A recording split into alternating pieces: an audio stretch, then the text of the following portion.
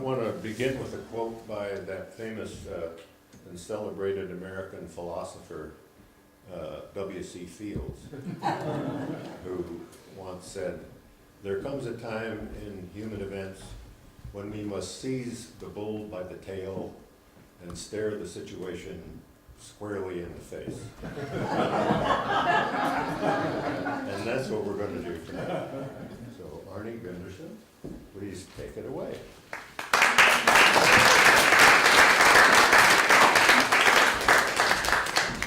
The thing I'd like to talk about, and Jim alluded to it, is how the nuclear industry has so successfully framed this argument on nuclear. There's a book, Don't Think of an Elephant. You know, it's the first thing you think of as an elephant. You know? And the person who frames the argument usually wins the argument. We wind up being labeled as anti-nuclear, this is or that's. And you never call them pro-nuclear zealots. You know, they've been able to frame the argument. And here's an example. What's wrong with this sentence? The Fukushima accident happened on March 11th, 2011. Accident. That's one. There's actually three, but the first one is still happening. The first, yes, it's still happening, right? So when the nuclear industry talks about Fukushima in the past tense, they win. The fact of the matter is that it's still bleeding into the Pacific, and it will take 100 years and $500 billion to clean up. But they want you to think it's over. So one is it's still happening. Two is the word accident. An accident's when you're driving down the road and an owl flies in front of you and hits your window and takes you out. That's an accident. You couldn't foresee it. But the Diet Commission, Diet is their parliament, has said this is not an accident. This was man-made. This was profoundly man-made. Engineers knew it for 40 years. So the wick on this time bomb was lit in 1967 when they started building it, and it happened to have exploded in 2011. But the accident was not an accident. It was a man-made disaster. So I try to remove that from my vocabulary, but it's so ingrained because I was an engineer, but I will bet everybody would call it an accident. It's ingrained. It's not an accident. It's a disaster. And the last one is, I said the Fukushima accident. Fukushima is a wonderful prefecture, and they would much rather we call it Fukushima Daiichi, which stands for the first nuclear site at Fukushima, and then down the road about 6 miles is Fukushima Daini. It's sort of like having the California accident. It means something to the people in Fukushima Prefecture that the disaster be properly phrased as the Daiichi accident. Anyway, let's get on with the show here. There's 4 points I'd like to talk about. The first is that nuclear accidents happen a lot more frequently than our regulators would like. Nuclear events. Nuclear disasters. Okay, there we go. There we go. Nuclear events happen a lot more frequently than our regulators would like you to know, and that our politicians would like you to know, and the nuclear industry would like you to know. As time goes by, these disasters have been getting worse, not less worse. The third one is, as bad as Fukushima Daiichi was, we're lucky because it could have been much, much worse. And the third, and it really hits here in California and the West Coast, is that radiation knows no borders. So in my lifetime, here's what I looked like right out of college. That guy, look at that tie. It looks like I had a rug on or something like that. So that guy was brighter than the one who's standing here, but probably was a little less wise. So I'd like to say that my wisdom might have increased and perhaps my intellect decayed a little bit. But over our joint career of 40 some odd years, here's what's happened. First, we've had a partial meltdown at 3 Mile Island. Right? We've had a complete meltdown at Chernobyl. We've had a complete meltdown at Fukushima Daiichi Unit 1. a complete meltdown at Fukushima Daiichi Unit 2, and a complete meltdown at Fukushima Daiichi Unit 3. So in those 35 years, from TMI to today, we've had 7 meltdowns. We've had 5 meltdowns. So if you take 35 and divide by 5, this is not rocket science, you get 7. About once every 7 years, about once a decade, you're going to have a meltdown. That's what the history shows. But yet the regulators and the Nuclear Regulatory Commission and the nuclear industry have been telling the political elites that the chance of an accident is 1 of a million. And so if you take 1 million and divide that by 400 nuclear reactors, you get an accident, and I'll use accident there because get a disaster occurring about once every 2,500 years. Well, history's telling us it's once in 7, and yet regulators are basing their decision-making process on once in 2,500 years. So this is an example how the argument has been distorted by the nuclear industry, and unfortunately it dramatically affects our congressmen.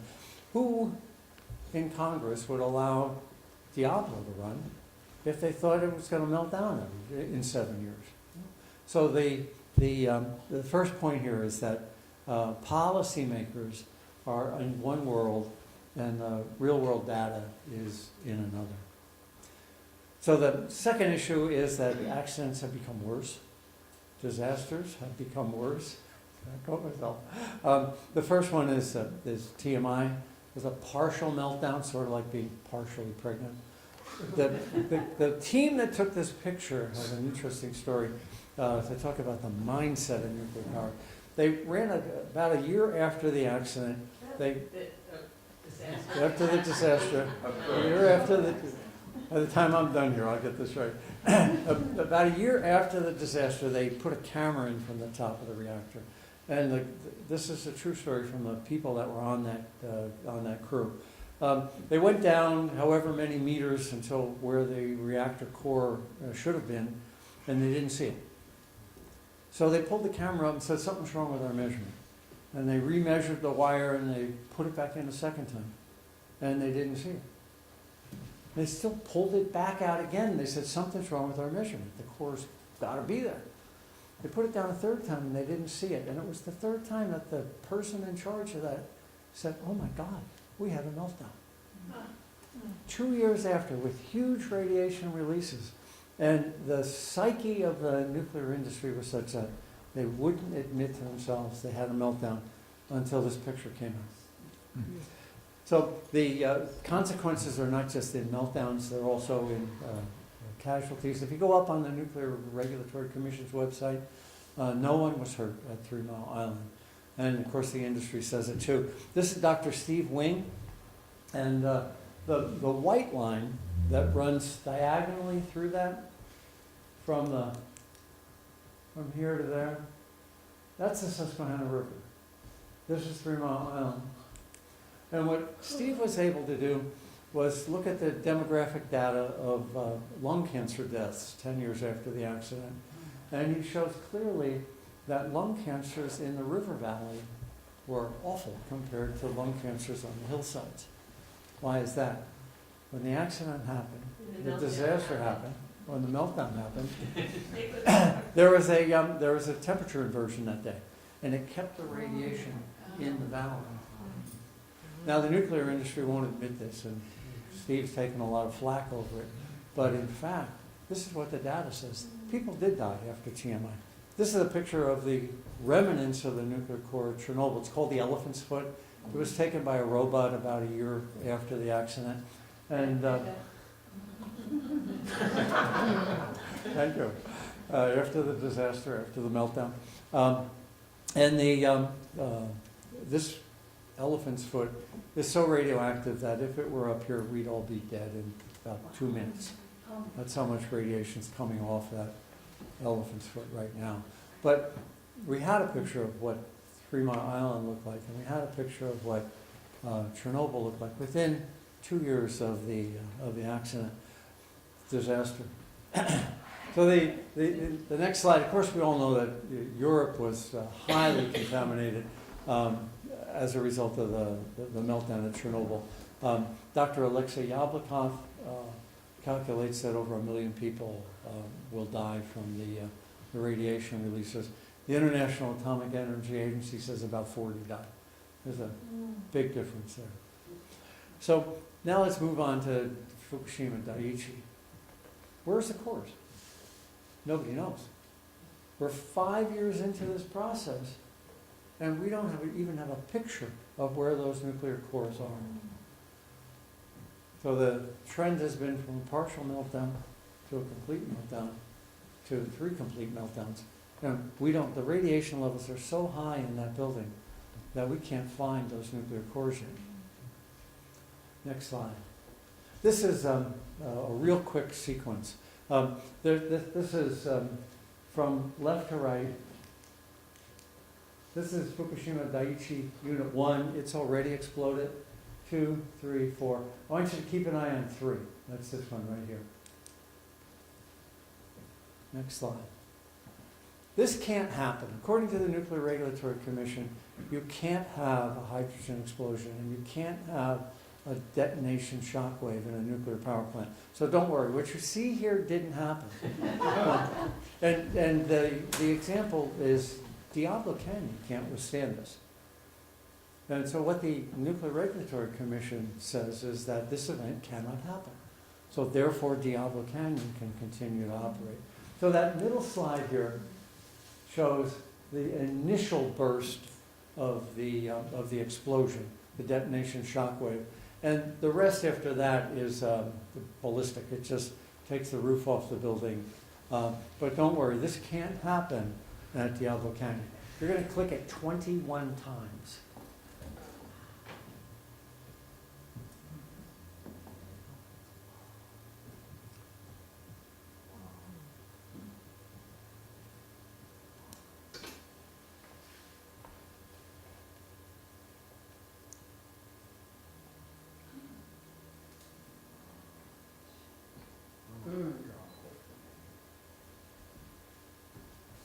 Okay.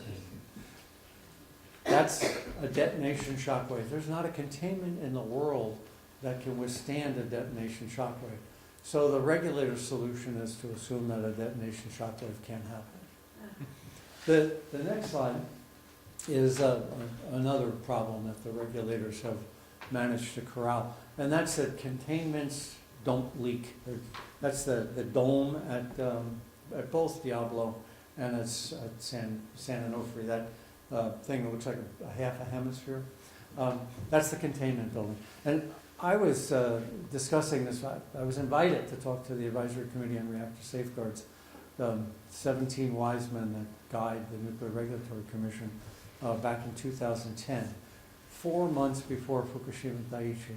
And I was arguing that containments do leak and that they need to change their regulations, especially on a new reactor.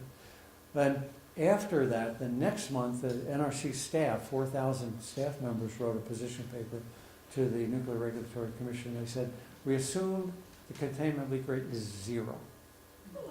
Well, what happens here, this is an infrared picture of Fukushima Daiichi Unit 3. And it's almost a month after the nuclear accident.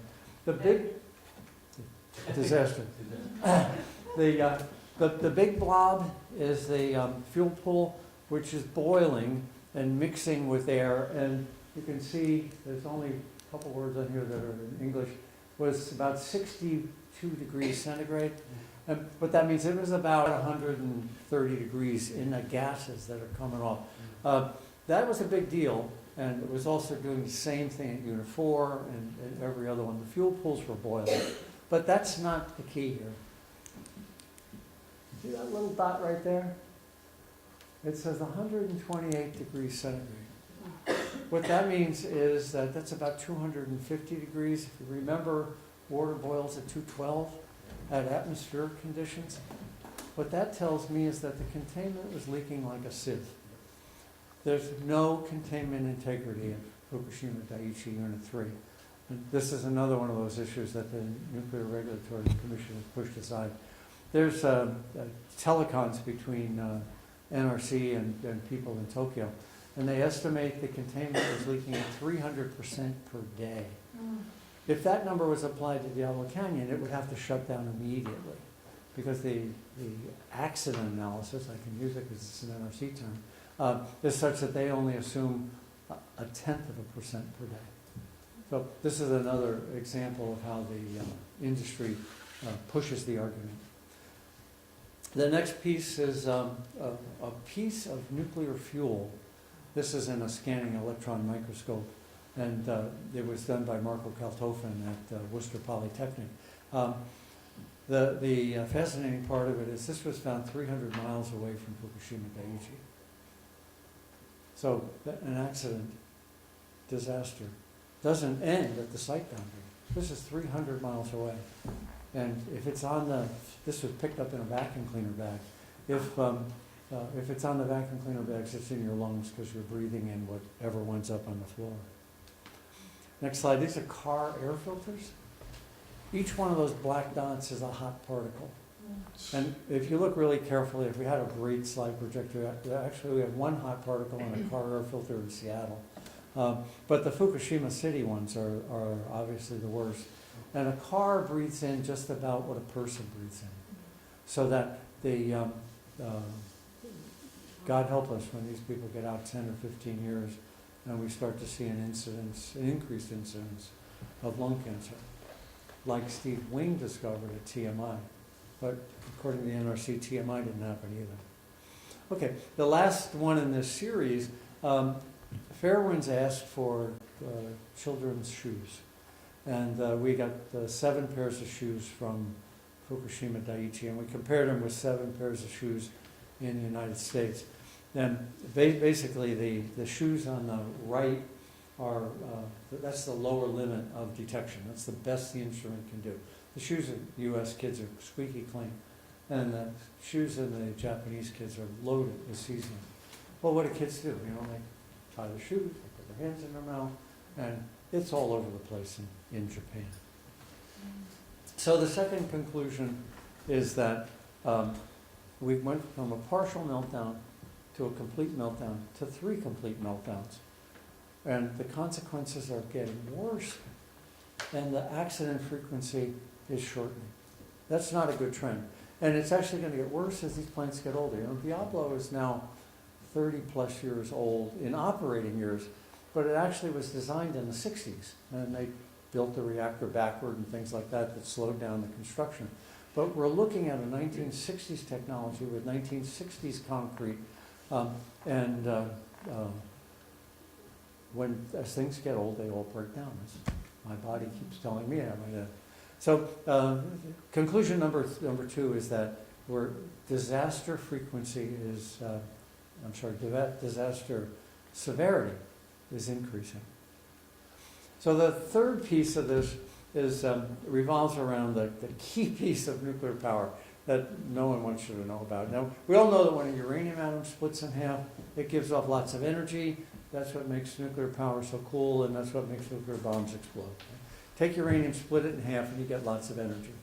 If it stopped there, we wouldn't have problems at Daiichi.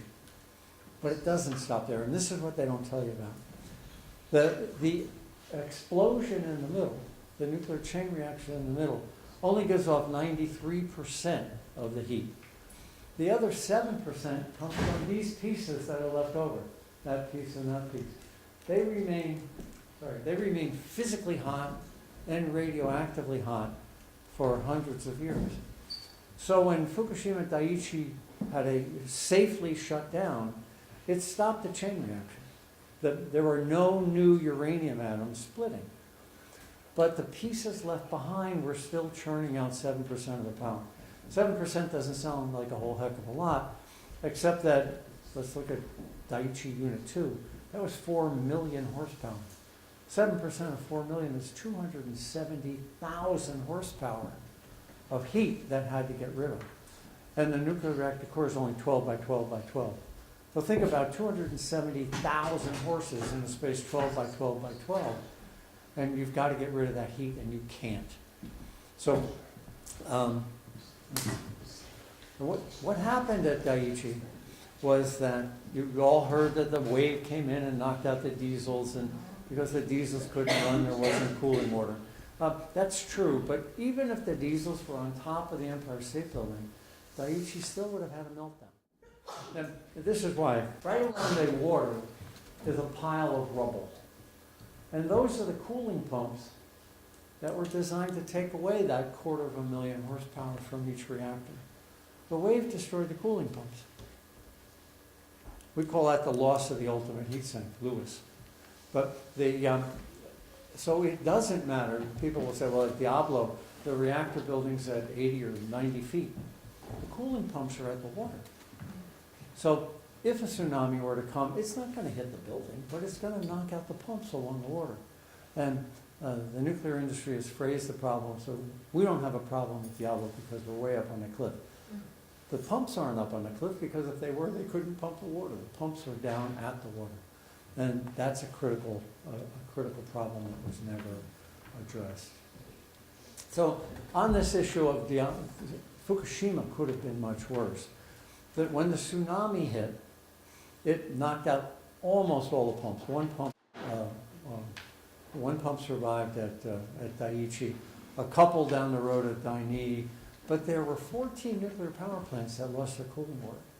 14 nuclear power plants lost their cooling water, which meant that, and of the diesels, there were 37 diesels, 24 failed to start. They only had 12 diesels to cool 14 nuclear power plants.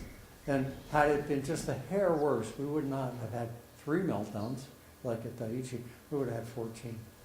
Then that's not a problem to take out Japan. That's the kind of problem that takes out the Northern Hemisphere. So the issue of luck plays an important piece of this. So Daiichi could have been much worse. It was a complete technical failure. Every single system that was designed to work didn't.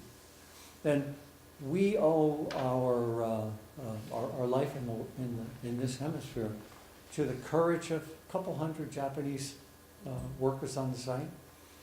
And so courage is critical to this. The plant manager was highly respected by the people, and when he stayed, they stayed.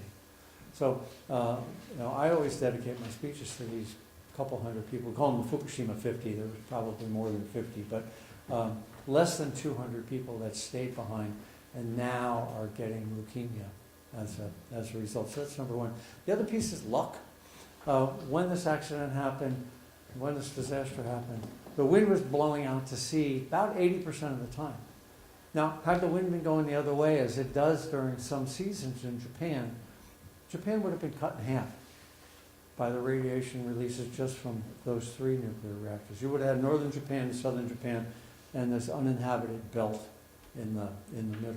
So luck is that the wind was blowing in the right direction. The other piece of luck was that it happened during the day.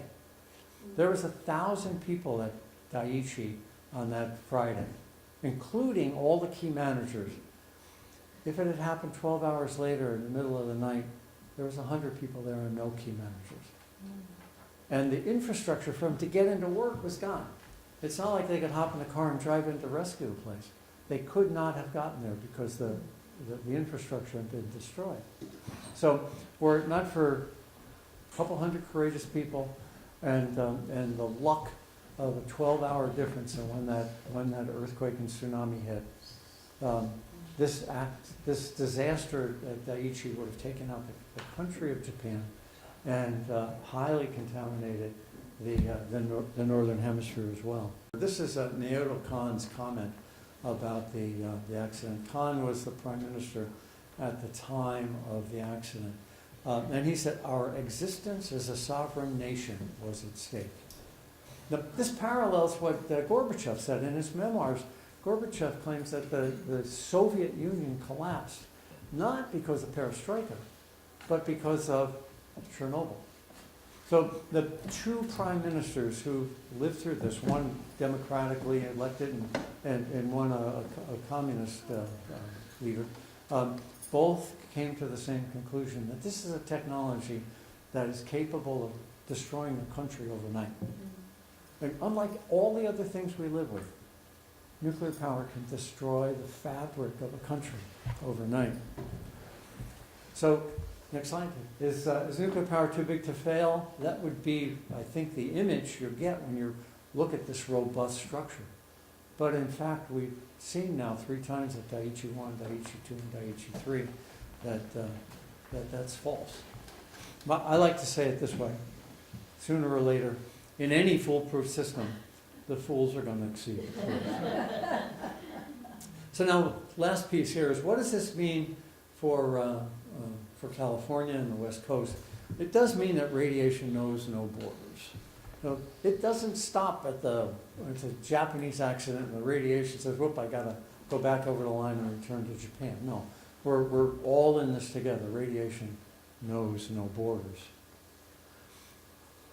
What I was able to do is put together this little piece here that sort of explains the impact on California better than anything else I've seen. The meltdown at Daiichi caused 400 tons of water per day to be released into the Pacific. TEPCO's frantically catching it in all these tanks. Those blue things and the silver things, they weren't there when the plant was built, but they were building about a tank every 2 or 3 days, trying to frantically catch this water. Yet 400 tons a day was going into the Pacific. What does that mean? That's the equivalent of 25,000 tractor loads of radioactive liquid being dumped into the Pacific. And it hasn't stopped. That's just in the first 4 years. Well, let's talk about what that means. Should you be worried living in California? And I'll use this block as an example. The block is 10 by 10 by 10. So 10 times 10 times 10. There's 1,000 pieces in that block. And when I went to school, we were told dilution is the solution to pollution. Then I think that the Daiichi issue is showing that we all live in a world that's awfully small to dilute. So let's take a look at that first big block. That's 10 by 10 by 10. So let's just say each piece of that means a rem. And a rem is a unit, Roentgen equivalent. Man, it's a unit of radiation. If you think in sieverts, 1,000 rem is 10 sieverts. But I grew up with rem, so we'll deal with rem. 1,000 rem, if I gave you a block, okay, if here's your block of 1,000 rem, you're dead in an hour. So now let's take 1/10 of that. Let's split the block into 100.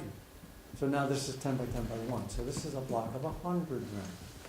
So if I gave out 100 rem to the first 10 people here, 1 of the 10 of you would die of cancer. And we call this the linear no threshold radiation theory. And what it means is, as I keep cutting that block, I never get to the point where there's some de minimis dose that we don't have to worry about.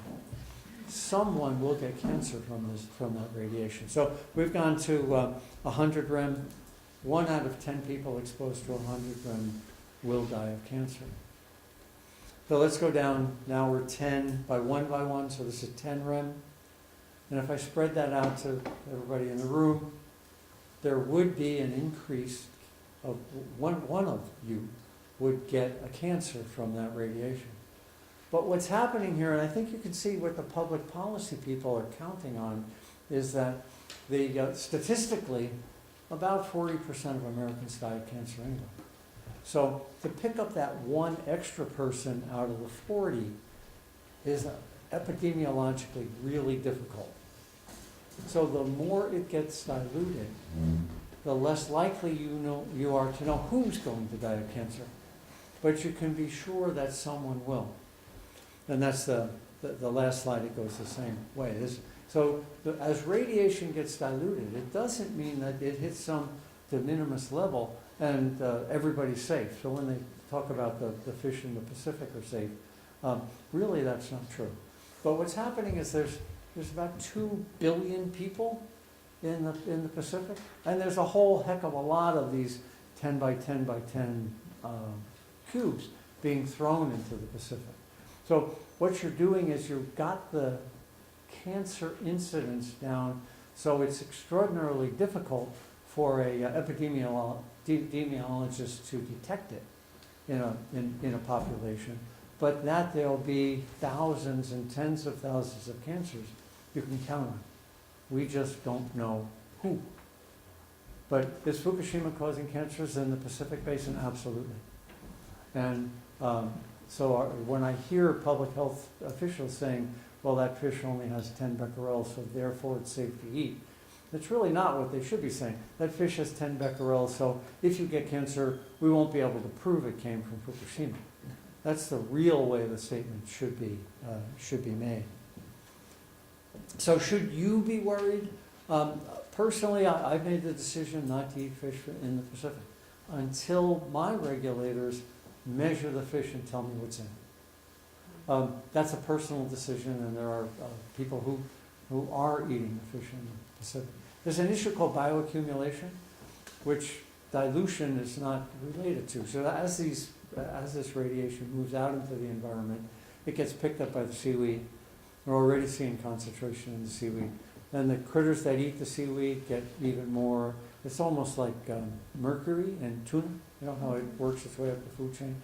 And we will see over time increased concentrations of radiation at the top of the food chain. The salmon, the shark, the tuna, etc. So this issue of dilution as a solution to pollution only assumes that it's in the water and is not bioaccumulating, which makes the problem even worse. All right, well, thank you. As we say in our little button here, radiation knows no borders. As Fairwinds, this slide just before this. I ask him. Go back to which now? This one. Yeah. Okay. So what's happening there is, the concentration of radiation near Daiichi was large, but then as it moves out into the Pacific over time, it dilutes, but the same number of atoms are at play.